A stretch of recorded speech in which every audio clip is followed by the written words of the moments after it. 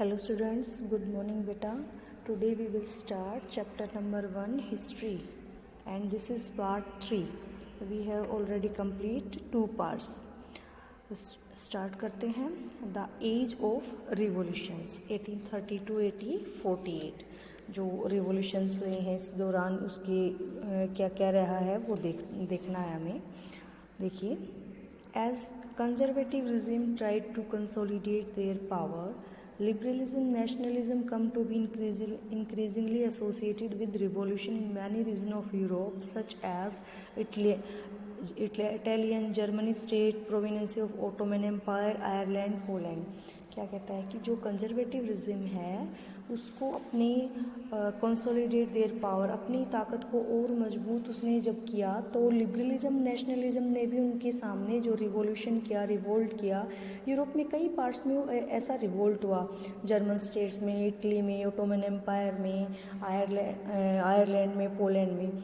और जो इनका रिवॉल्यूशंस जो ये कर रहे थे, लिबरल नेशनलिज्म, इनका जो लीडिंग कर रहा था या जो इनमें सबसे आगे थे वो कौन थे बेटा? Educated middle class. जो मिडिल एजुकेटेड क्लास के लोग थे वो इनमें सबसे आगे थे, जो इनका लीड कर रहे थे, जैसे कि professor, school teacher, clerk, member of commercial middle class, ये सब इसमें बिलोंग करते थे जो रिवोल्यूशनरीज में शामिल थे. जो फर्स्ट अपहेवल यानी कि जो विद्रोह था, रिवोल्ट था, फ्रांस में जुलाई 1830 में होता है. बुर्बो डायनेस्टी जो थी उसको दोबारा जो 1815 के बाद रिस्टोर यानी वापस उसको ले आए थे, तो उसको जो है लिबरल रिवोल्यूशनरीज ने उसको दोबारा से ओवरथ्रू यानी कि फिर से हटा दिया था. उसके बाद जो वहाँ पर हेड हुआ कॉन्स्टिट्यूशनल मोनार्क, यानी कि मोनार्क तो था लेकिन कॉन्स्टिट्यूशनल संवैधानिक तरीके से राजा का सिस्टम आया जिसका हेड था लुई फिलिप्स. एक बार मैटरनिक ने कहा भी है, ड्यूक मैटरनिक, हमने लास्ट वीडियो में पढ़ा था कि ऑस्ट्रियन चांसलर था. क्या कहता है? When France knees the rest of Europe catch cold, अगर फ्रांस छींक भी मार देता है तो बाकी सारे यूरोप को जुकाम खांसी हो जाता है, ऐसा बोला था उसने. दैट मीन्स कि वो दिखाना चाहता था कि फ्रांस कितना पावरफुल है. जुलाई अपहेवल स्पार्क्ड अप अपसर्गिंग इन बर्सेल्स, जब बर्सेल्स के अंदर ये जो जुलाई रेवोल्यूशन होता है तो इसके कारण जो बेल्जियम है वो अलग हो जाता है Kingdom of United Kingdom of Netherland से. इसका ये रिजल्ट निकलता है. An event that mobilized nationalist feeling among the educated elite across Europe was the Greek War of Independence. Greek के अंदर भी जो है, यूनान कहें हैं जिसको ग्रीक बोलते हो, इंडिपेंडेंस के लिए शुरुआत हो चुकी थी, स्ट्रगल शुरू हो चुका था. ग्रीक जो है कभी 15th सेंचुरी में ओटोमन एम्पायर के अंडर में आता था. The growth of revolution nationalism Europe sparked of a struggle independence among Greek which began 1821. 1821 में ग्रीक को इंडिपेंडेंट करने के लिए वहाँ पर रिवोल्यूशनरीज ने स्ट्रगल करना शुरू कर दिया था. Nationalist in Greek got support from the Greek living in exile, और इनको किनका साथ मिल रहा था बेटे? जो ग्रीक के बाहर रह रहे लोग थे उनका भी इनको सपोर्ट मिल रहा था. एक कवि होता है, काफ़ी जो है इनके एंसाइंट जो कल्चर है, काफ़ी एंसाइंट है, तो कल्चर, पुराने कल्चर के लिए, संस्कृति के लिए जो पोएट आर्टिस्ट होते हैं उन्होंने भी बढ़ चढ़ कर काम किया. क्या बोला उन्होंने? Poet artist lauded Greek as the cradle of European civilisation, कि जो यूरोप की सभ्यता है वो सबसे पहले कहाँ पली है या फिर कहाँ उसने शुरुआत हुई है, वो ग्रीक को मानते हैं. और इस ओपिनियन को और भी ज़्यादा आगे फैलाते हैं. किसके अगेंस्ट? मुस्लिम एम्पायर के अगेंस्ट वो क्या कर रहे हैं? स्ट्रगल कर रहे हैं. The English poet Lord Byron, एक इंग्लिश पोएट होता है लॉर्ड बायरन, जो कि एक फंड इकट्ठा करता है और अपने वॉर के लिए चला जाता है. यानी एक पोएट भी जो है अपनी कलम को छोड़ करके और वो किस में शामिल हो जाता है? वॉर में शामिल हो जाता है. Where he died fever in 1824, जहाँ वो मर जाता है 1824 में, फीवर के कारण उसकी मौत हो जाती है. Finally the treaty of Constantinople, एक ट्रीटी यानी कि समझौता होता है कॉन्स्टेंटिनोपल का, जो जाना जाता है कि उसके बाद ग्रीक को इंडिपेंडेंस मिल गई थी, इसको इंडिपेंडेंट नेशन रिकॉग्नाइज कर दिया था. नेक्स्ट हमारा आता है बेटा the romantic imagination and the national feeling. जो कुछ हमारे काफ़ी सारे जो पोएट्स होते हैं या आर्टिस्ट होते हैं तो वो मानते हैं कि जो कल्चर होता है, लैंग्वेज होती है, वो भी एक बहुत बड़ा रोल प्ले करता है अपनी नेशनल फीलिंग को स्प्रेड करने में. तो culture played important role creating the idea of nation. Art, poetry, story, music, ये सब हेल्प करते हैं नेशनल फीलिंग को आगे बढ़ाने में. Let us to look at romanticism. वो क्या मानते हैं? Romantic artist and poet generally criticize the glorification of reason. Reason यानी कि जो साइंस, रीजन एंड साइंस यानी कि जो हम साइंस में रीजन देते हैं, तर्क करते हैं कि ऐसा हुआ तो क्यों, वो इन सबको क्या करते हैं? इनको नहीं मानते हैं, वो इनके अपोजिट हैं। तो फिर वो किसके ऊपर फोकस करते हैं? वो फोकस करते हैं instead on in emotion institution. जो अपनी इमोशंस हैं, इंस्टीट्यूशंस हैं या जो फीलिंग्स हैं, उनके ऊपर वो क्या करते हैं बेटा? फोकस करते हैं। Their effort was to create a sense of share collective heritage. वो क्या मानते हैं कि जो हमारी कोलेक्टिव हेरिटेज यानी कि जो साझा विरासत है, उसको हम आगे लेकर जाएं, उसको जो बेस बनाए, नेशन का एक बेस बनाए, कॉमन कल्चर को हम और हेरिटेज को बेस बनाए। Other romantic such as German philosopher. एक जर्मन फिलोसफर का नाम है बेटा जॉन गोटफ्राइड, जो कि काफ़ी बड़े फिलोसफर रही हैं 1744 से लेकर 1803 तक। उन्होंने क्या क्लेम किया है कि जो ट्रू जर्मन कल्चर है, जो सच्चा जो जर्मन नेशन है, उसकी जो कल्चर है, was to discover among the common people. यानी कि वो आम लोगों के अंदर बसता है, जो सच में अगर जो जर्मनी की संस्कृति को देखना चाहता तो उसके आम लोग हैं। और इसके अंदर क्या क्या आता है? फोक सॉन्ग, फोक पोएट्री, फोक डांस, यानी कि जो हमारे लोकगीत, लोक साहित्य, लोक नृत्य, ये सब इसके अंदर आते हैं। ट्रू स्पिरिट होती है किसी भी नेशन की, ये सारी चीज़ें।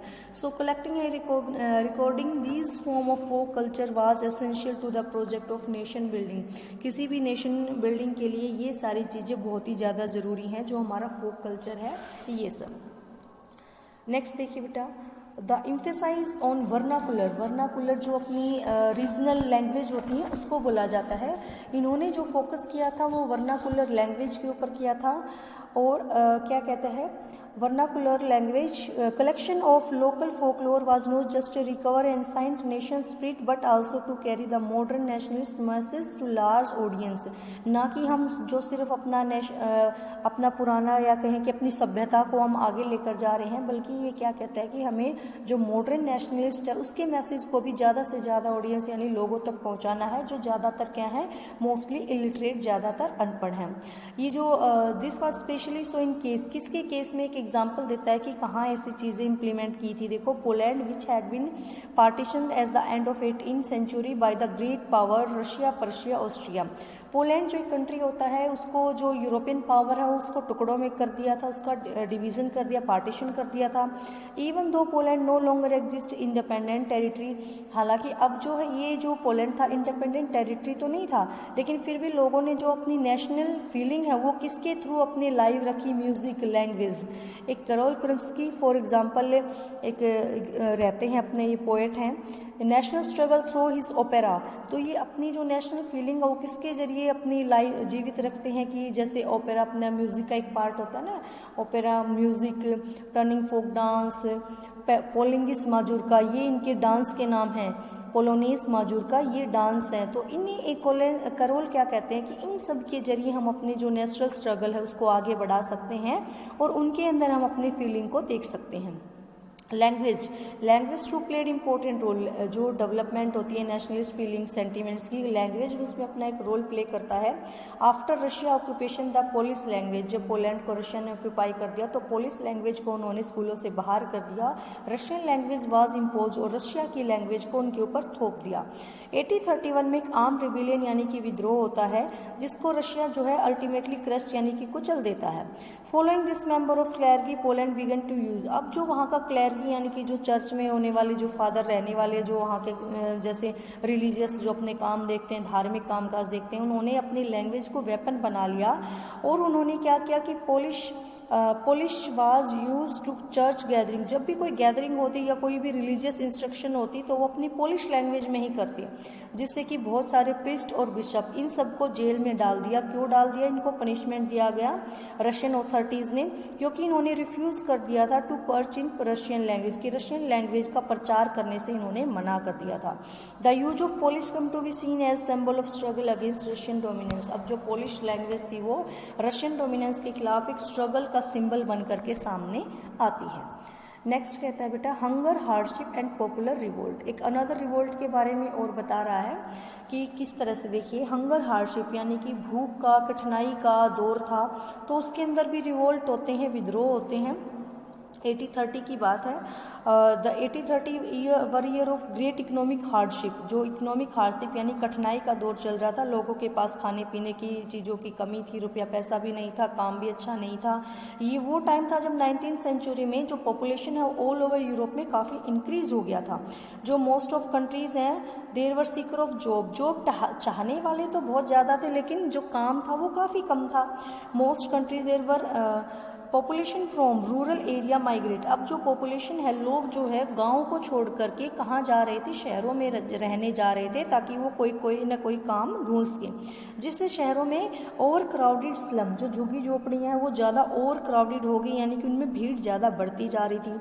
अब जो स्मॉल प्रोड्यूसर्स टाउन में रहते थे, उनके सामने स्टिफ कंपटीशन, यानी बहुत ज़्यादा कंपटीशन जिसको कहें वो था। क्यों? क्योंकि जो इंग्लैंड से जो उनको कपड़े के उसमें, ट्रेड के उसमें, जो इंग्लैंड से उनके लिए कपड़ा बनकर आता था वो मशीन मेड होता था, क्लॉथ जो आता था वो मशीन मेड होता था।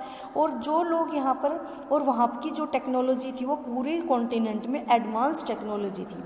अब यहाँ पर जो specialist on textile producer was carried only out mainly in home और स्मॉल वर्कशॉप, जबकि यहाँ पर बाकी जो यूरोप के लोग थे वो क्या करते बेटा, उनका कुछ पार्ट ओनली पार्टली मैकेनाइज, यानी कि कुछ पार्ट तो उनका मशीन में होता था, बाकी वो हाथ से करते थे। जबकि इंग्लैंड में आप सबको पता है कि जो इंडस्ट्रियलाइजेशन है, रिवॉल्यूशन, वो सबसे पहले हुआ था, और वहाँ की जो कपड़ा बनकर, क्लॉथ बनकर आता था वो चीप होता था, यानी कि सस्ता होता था, तो लोग उसको ज़्यादा लेते थे। तो इसलिए भी यहाँ के लोगों के पास काम जो है कम होता जा रहा था, क्योंकि इंग्लैंड जो है काफ़ी इनको कम्पीट कर रहा था। In those region of Europe where the aristocracy still enjoyed, aristocracy यानी कि जो रिच पीपल्स है वो अभी भी जो है काफ़ी पावर इंजॉय कर रहे थे, जबकि जो पीजेंट है वो स्ट्रगल कर रहे थे, और उनके ऊपर जो बर्डन था फ्यूडल ड्यूज का, ओब्लिगेशंस का। इससे क्या हुआ कि the rise of food price in a year of bad harvest, एक साल जो है काफ़ी ख़राब फसल होती है और बहुत ज़्यादा जो प्राइजेस जो खाने के वो बढ़ जाते हैं, जिससे गरीबी और कंट्री के अंदर, टाउन और कंट्री में बहुत ज़्यादा फैल जाती है। The year 1848 was one such year, food shortage and wide spread. अब 1848 की बात बता रहा है, जिसके अंदर फूड की काफ़ी शॉर्टेज होती है, लोगों के पास एम्प्लॉयमेंट यानी रोज़गार नहीं होता है, और पॉपुलेशन जो है पेरिस में रोड्स पर आ जाती है, बैरिगेड्स यानी कि जगह जगह पर अवरोधक बनाए दिए जाते हैं। Louis Philippe was forced to flee. अब जो लुई फिलिप हमने पढ़ा था कि वो हेड बन गया था किसका, कॉन्स्टिट्यूशन मोनार्क का, तो उसको भागना पड़ता है, वो वहाँ से छोड़कर चला जाता है।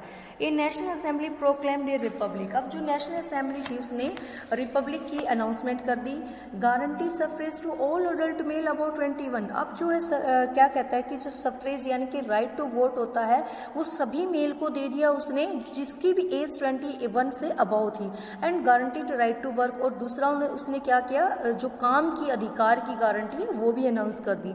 नेशनल वर्कशॉप जो है वहाँ पर एस्टेब्लिश का काम शुरू हो गया, ताकि लोगों को ज़्यादा से ज़्यादा एम्प्लॉयमेंट दिया जा सके। अर्लियर इन 1855 एक 1855 का सिलेसिया नाम की जगह पर एक रिवोल्ट होता है। एक उसके अंदर क्या होता है बेटा, कॉन्ट्रैक्टर जो होता है वो लोगों को एडवांस रॉ मटेरियल दे देता है और बदले में ऑर्डर लेता है, लेकिन वो उनको काफ़ी रिड्यूस देयर पेमेंट, उनकी जो पेमेंट होती है उसको काफ़ी कम कर देता है। एक जर्नलिस्ट होता है विलियम वॉल्फ, जो एक डिस्क्राइब करता है सिलेसिया का, एक जिक्र करता है कि वहाँ पर कैसे रिवोल्ट होता है। देखिए, इन दीज विलेज, इस विलेज में 18,000 यानी कि इनहेबिटेंट रहने वाले लोग 18,000 के करीब होते हैं, जो कॉटन वीविंग में ज़्यादातर ऑक्यूपेशन लगे होते हैं, यानी कि कॉटन वीविंग का काम वो करते हैं।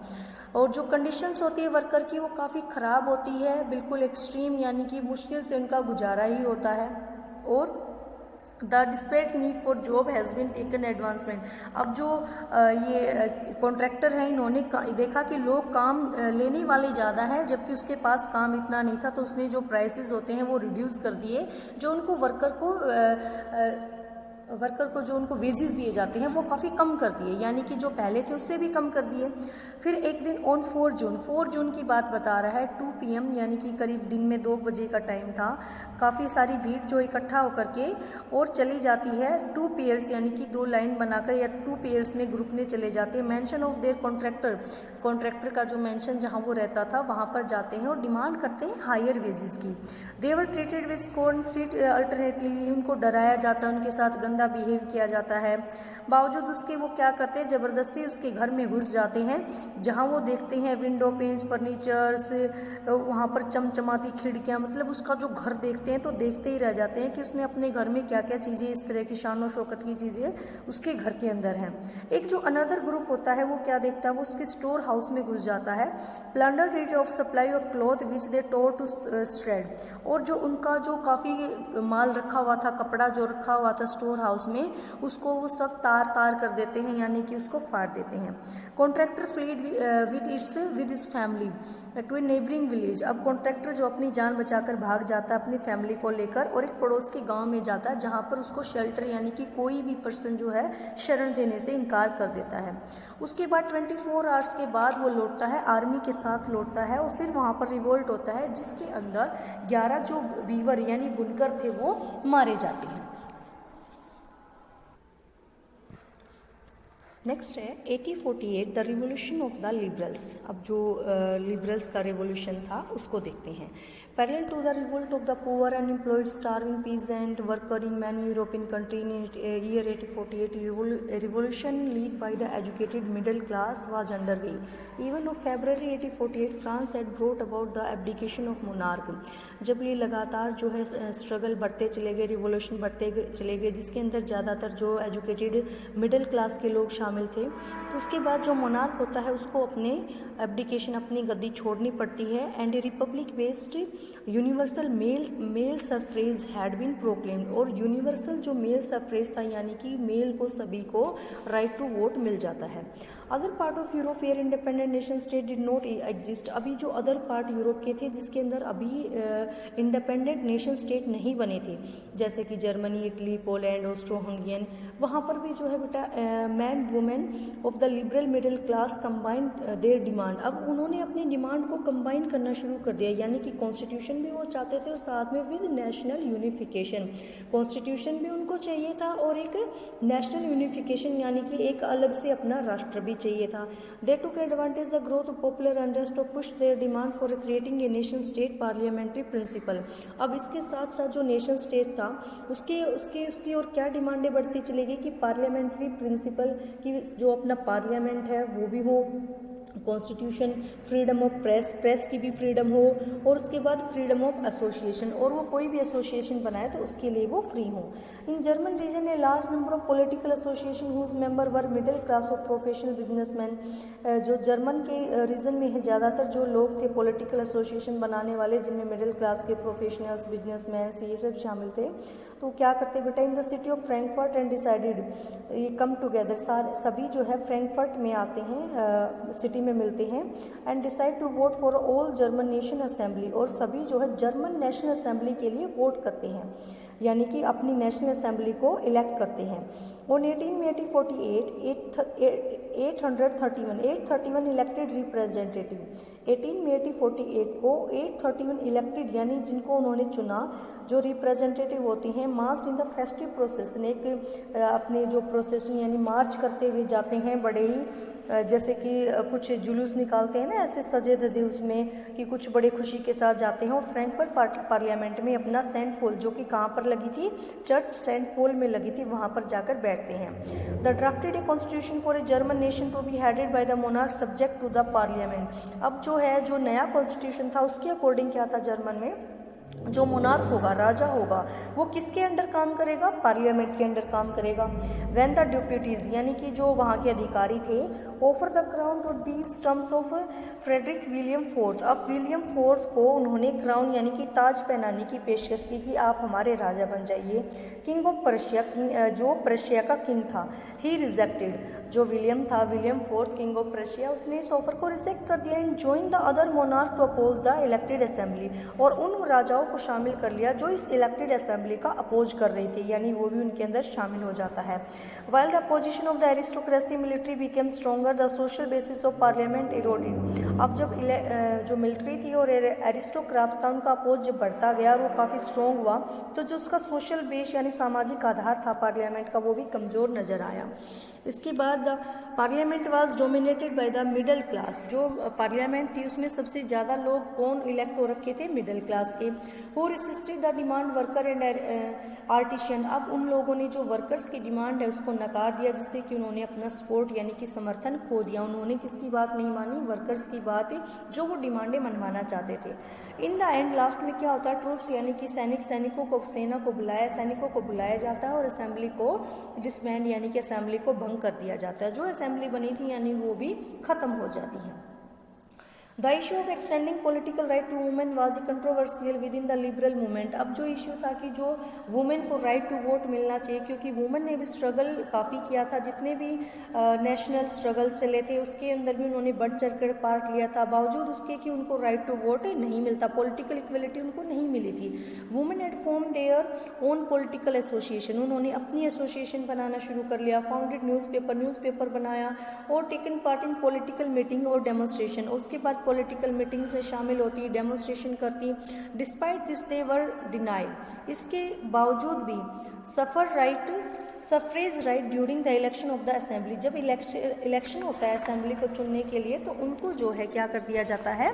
उनको डिनाई यानी कि नकार दिया जाता है, अनदेखा कर दिया जाता है, उनको कोई भी राइट दिया ही नहीं जाता। When the Frankfurt parliament convent the church of Saint Paul, women were admitted only as observer. जब Frankfurt parliament Saint church Paul के अंदर लगती है तो सिर्फ उनको ऑब्जर्वर की गैलरी में, विजिटर्स गैलरी में खड़े होने की परमिशन दी जाती है, इससे ज़्यादा उनका कोई वजूद नहीं था। Though conservative forces were able to suppress liberal movement 1848।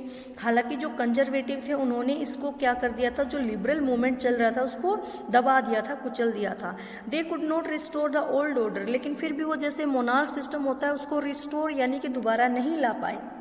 Monarch were beginning to realise. लेकिन अब राजाओं को ये एहसास हो गया था कि जो ये साइकिल है रिवॉल्यूशन का, इसको दबाने से ही नहीं बात बनेगी। अब उनको कुछ कंसेशन यानी कि कुछ ढील देनी पड़ेगी, कुछ उनको जो राइट देने पड़ेंगे इसको दबाने के। जो दबा तो दिया लेकिन फिर भी उनको ये लगने लगा था कि अब जो है जो लिबरल्स मूवमेंट है, लिबरलिज्म, नेशनलिस्ट है, रिवोल्यूशनरी हैं, उनको कुछ कंसेशन तो देना ही पड़ेगा। Hence the year after 1848 the autocratic monarch central eastern Europe began to introduce the changes. अब सेंट्रल और ईस्टर्न पार्ट के यूरोप में कुछ चेंजेस आने शुरू हो गए थे, जो कि चेंजेस ऑलरेडी वेस्टर्न यूरोप में 1815 में आ चुके थे। The served and bonded labour were एबोलिश्ड both in the Habsburg dominant Russian. अब जो है भूदास्ता, बॉन्डेड लेबर, जो बंधुआ मजदूरी, इन सबको एबोलिश यानी कि ख़त्म करना शुरू कर दिया था, जो ऑलरेडी कहाँ पर रशिया और हेम्सबर्ग डोमिनेंस यानी कि जो भी उनके कंट्रोल में टेरिटरी थी उनमें ऑलरेडी ख़त्म किया जा चुका था। Habsburg ruler guaranteed more autonomy to the Hungarian. अब इनको कुछ और भी ज़्यादा ऑटोनॉमी यानी कि छूट या स्वायत्ता, स्वतंत्रता दे दी गई थी। इस पार्टी में इतना ही करते बेटा, उसके बाद नेक्स्ट वीडियो में मिलते हैं। ओके बेटा।